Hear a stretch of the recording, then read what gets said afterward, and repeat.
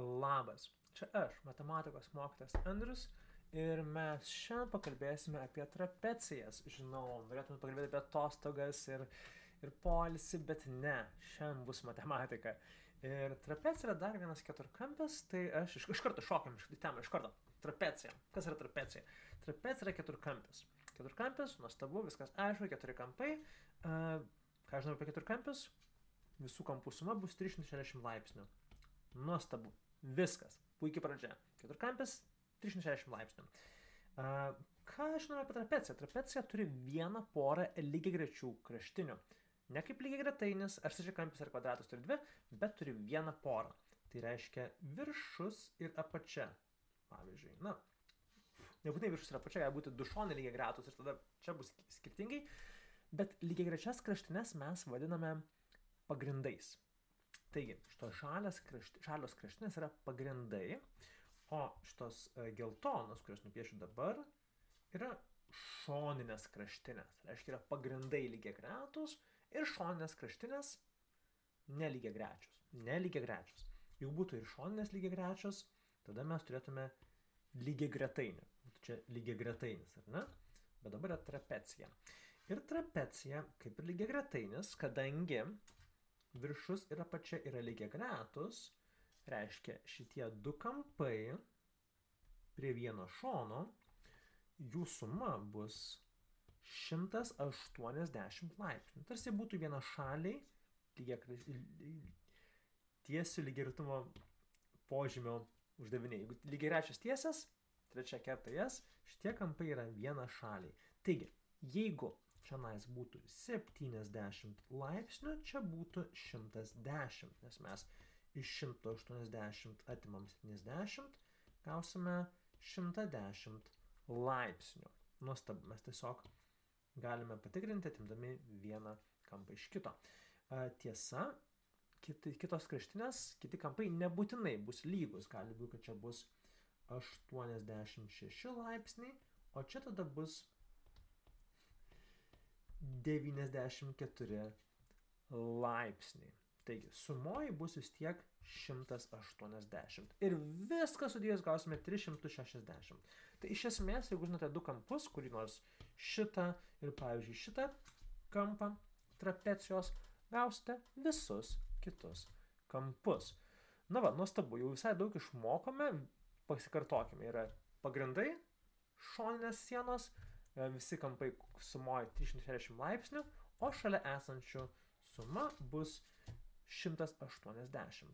Aš iš karto šoku į plotą. Iš karto noriu šokti plotą ir paskaičiuoti, kaip šios trapecijos plotą skaičiuoti.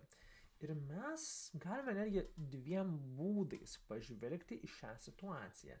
Vėlgi, neapsigaukime, mes neturim kreipti dėmesio į kažkokias kraštinius šonus. Mums yra svarbiausia pagrindai ir aukštinė. Kaip ir lygiagretainyje, mes iš esmės galime, įsivaizduokit, čia yra trikampiai. Čia yra du trikampiai, nuostabu, kurių abiejų aukštinės yra 4. Tai mūsų vienas būdas skaičiuoti plotą yra šito trikampio plotas. Trikampio plotą atsimenate. Pagrindas kart aukštinė ir dalinti iš 2. Taigi, 12 kart 4 dalinti iš 2 ir pridėsim kitą trikampį, pridėsim šitą trikampį. O šitas trikampis yra pagrindas 8 kart aukštinė tokia pati 4 plus 8 kart 4 iš 2. Nuostabu. Ir mes gausim atsakymus. Ir mes pastebime, kad ką mes darome. Mes abu šitos trikampius mes dauginam iš aukštinės ir dalinam iš pagrindo. Iš esmės, iš 2. Mes iš tikro atliekam tą patį veiksmą. Tai mes galim paprasčiau, mes galim tiesiog sudėti abu pagrindus, taip, ir abu padauginti iš aukštinės, šiuo atveju iš 4, ir padalinti iš 2. Taigi, ir mes šiuo atveju gausime 20 kart 4 dalinti iš 2, čia supaprastinsim ir gausim 40 kažkokių kvadratinių matavimo vienetų. Taigi, trumpai tariant, jeigu pagrindas yra A, kitas pagrindas yra B, aukštinė yra H, tai plotas bus A plus B, sudėsim pagrindus, padauginsime iš aukštinės, iš H ir viską padalinsime iš 2. Galima taip rašyti, galima taip parašyti, nes mes turėsim trikampį. Čia trikampių plotus skaičiuojame, reiškia, turim dalinti iš 2. Tai yra vienas būdas pažvelgti į šitą plotų sprendimą. Kitas būdas, aš gal neištrinsiu visko, o šalia sukursim kopiją. Ir kitas būdas yra toksai. Mums vėl reikės aukštinės. Aukštinė yra neišvengiama. Aukštinė yra neišvengiama, bet aš noriu pamėginti padaryti tokį dalyką. Aš noriu pamėginti nusibrėžti tokį dalyką kaip vidurio liniją. Taip, pakelsim aukštinę į viršų, kad nesimaišytų.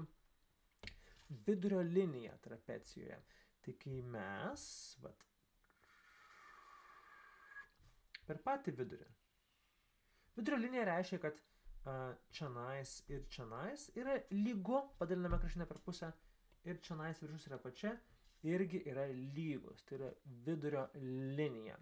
Ir čia mes galim pastebėti įdomų dalyką. Na, jeigu virštinis pagrindas yra mažesnis, o patinis yra didesnis ir tas pagrindas ilgėja, tai per pat vidurį jis bus pusiaukelėje į pailgėjimą. Tai jeigu viršų yra 8, o apačioje yra 12, tai vidurio linija bus per vidurį. Ir jinai šiuo atveju bus 8 plus 12. 8 plus 12 dalinti iš 2 bus 10. Čia bus 10. Gerai, mes turim 10, bet ką mums tai duoda? Ogi tai, kad mes galim įsivaizduoti šitą trapeciją kaip stačiakampę. Žiūrėkite, jeigu aš šitą trikampio gabaliuką nupjaunu ir užlenkiu šitą pusę,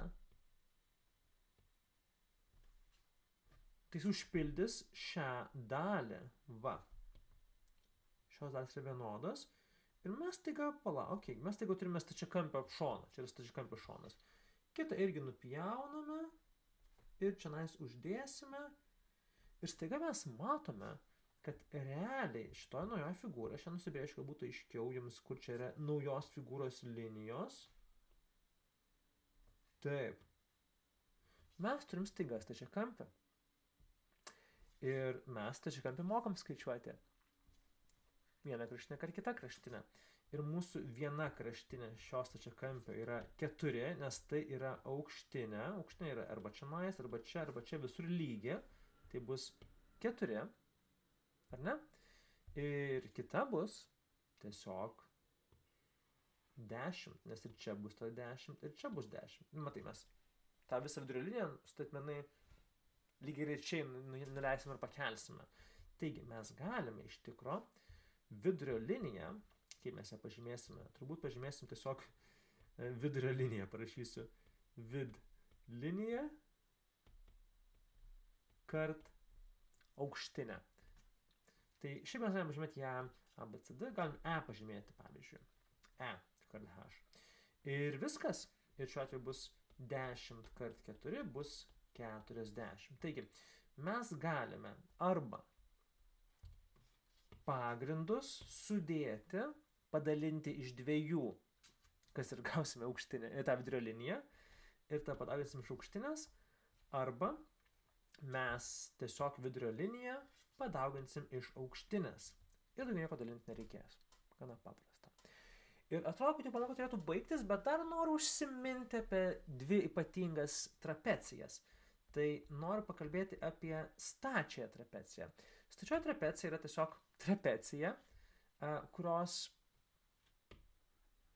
viena siena yra tiesiog status kampai. Tiesiog status kampai. Ir viskas. Status kampai, tą galim žinoti, reiškia, tikrai suma bus 180 laipsnių ir viskas. Gana paprasta. Yra trapecijos, kurios yra tiesiog kažkokios neaiškios. gali būti įvairių kampų, gali būti su stačiais kampais, tiesiog vadinama stačioji trapecija. Ir paskutinė trapecija, apie kurią noriu pakalbėti, yra lygiašonė trapecija. Ir skirti ją net minutėlę.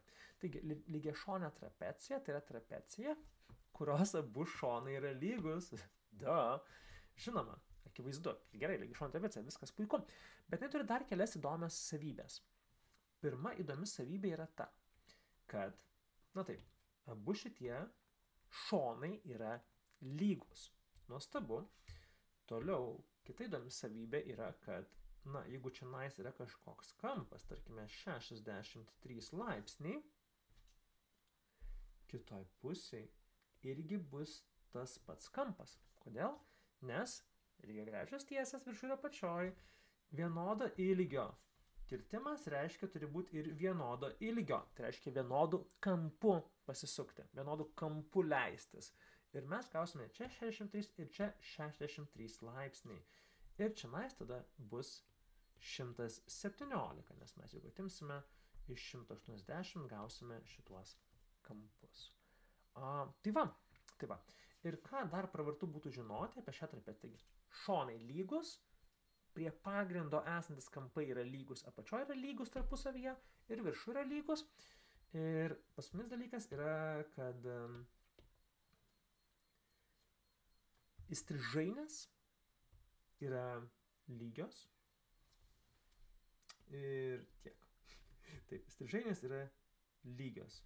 To gražiau nupiešimo, tai kaip nelygiai mokytojas piešia, bet tarkime, tai šitos įstrižainės šiuo atveju AC būtų lygu BD.